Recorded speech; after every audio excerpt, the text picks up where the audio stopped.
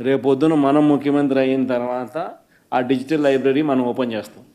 ఈ పొద్దున ఎవ్వరికి రాష్ట్రంలో ఏ కార్యకర్తకైనా ఎవ్వరికైనా కూడా ఎటువంటి అన్యాయం జరిగినా, ఏ అధికారి వల్ల అన్యాయం జరిగినా,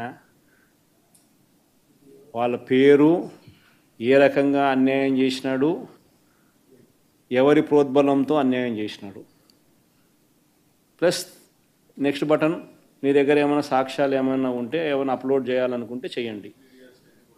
వీడియోలు కానీ నీకు ఇంకా వేరే సాక్ష్యాలు కానీ ఏమైనా ఉంటే మీ దగ్గర ఉంటే మీరు చేయండి. సో అవి కూడా ఒక అవకాశం. అవన్నీ ఆటోమేటిక్లీ మన సర్వర్లలో మన డిజిటల్ లైబ్రరీలోకి వెళ్ళిపోతుంది.